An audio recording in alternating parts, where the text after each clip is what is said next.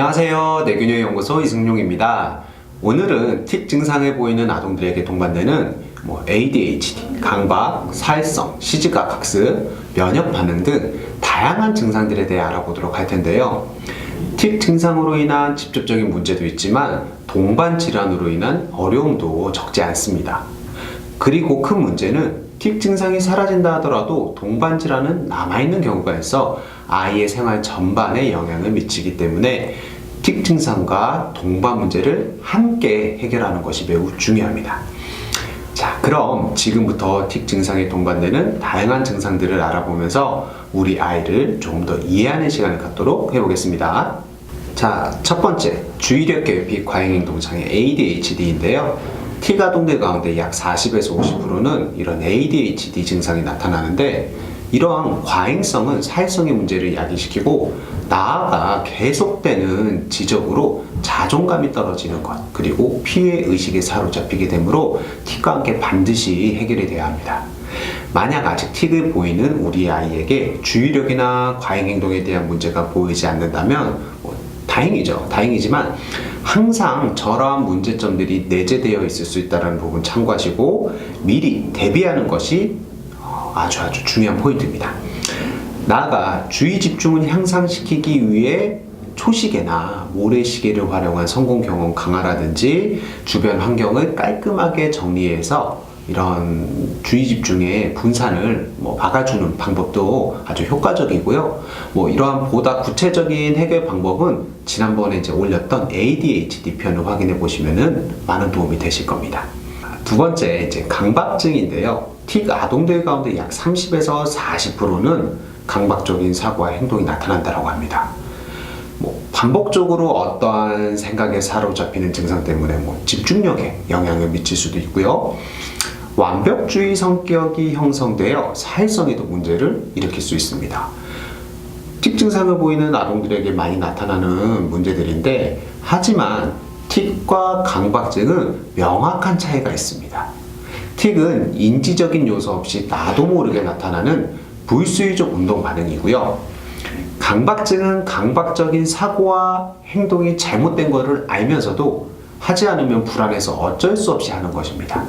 그렇기 때문에 강박을 소거하기 위해서는 불안의 촉발제가 되는 요소를 빨리 파악해서 그 부분을 완화시켜주는 것이 이제 첫 번째 단계라고 보시면 되겠고요.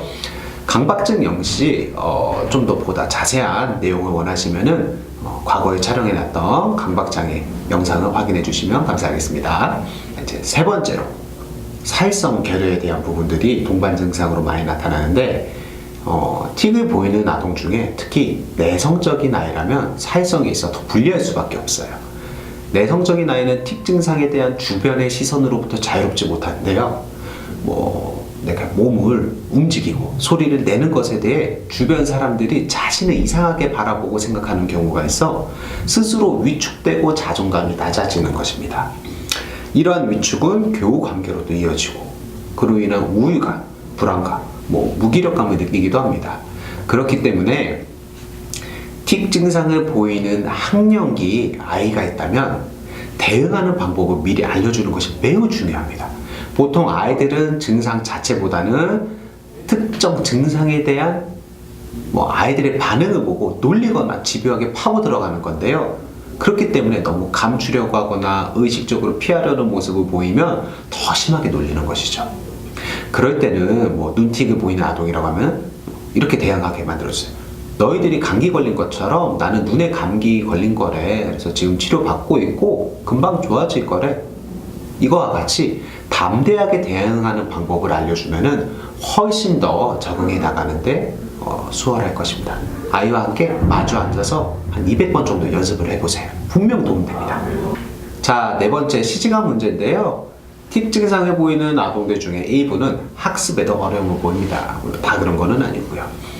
학습장애의 80%는 읽기에 어려움을 호소하지만 틱 증상 아동들이 겪는 학습적 어려움은 보통 시지각과 관련됩니다.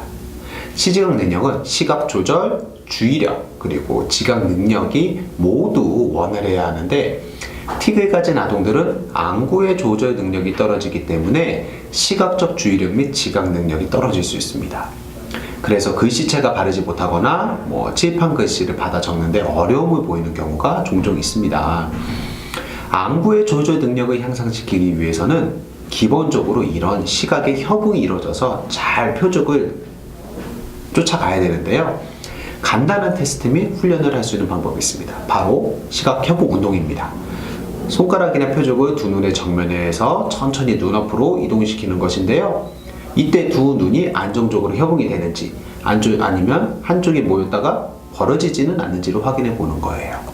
혹은 눈이 모일 때 진탕이 나면서 모이지는 않는지 확인해 보시면 안정적인 협응이 되는지 안 되는지를 확인해 볼 수 있고, 만약 한쪽은 잘 보이는데 한쪽이 벗어난다라고 하면 잘 되는 쪽을 가리고 안 되는 쪽만 이렇게 훈련을 해주시면 됩니다.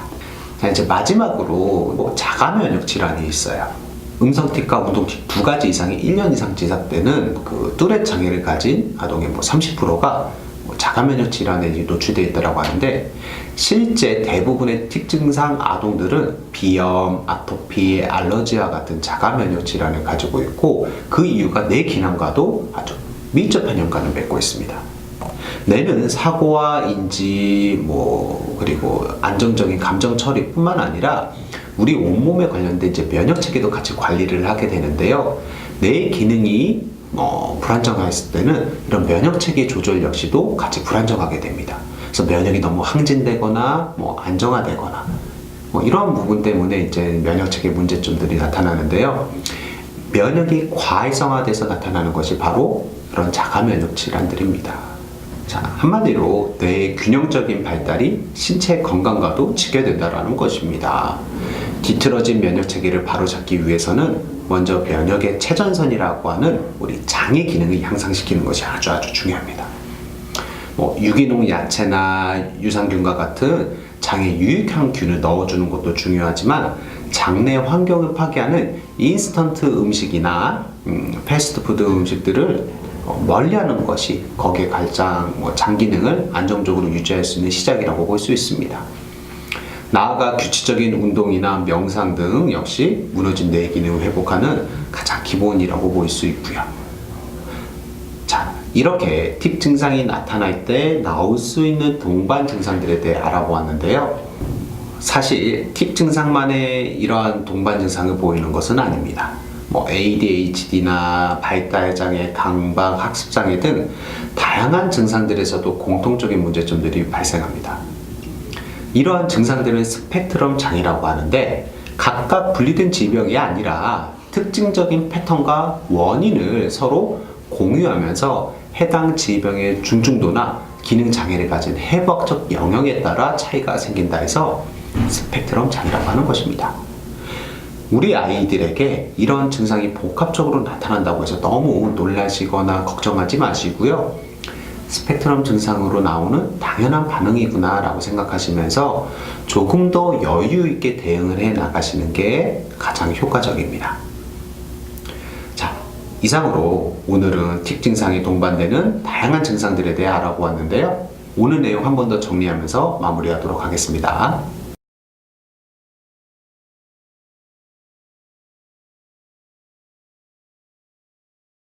자, 어떠셨나요? 오늘 정보가 많은 도움이 되셨나요? 네, 도움이 되셨다면 우리 구독 부탁드리고 제가 추천해드리는 영상도 같이 확인해 보시기 바라겠습니다.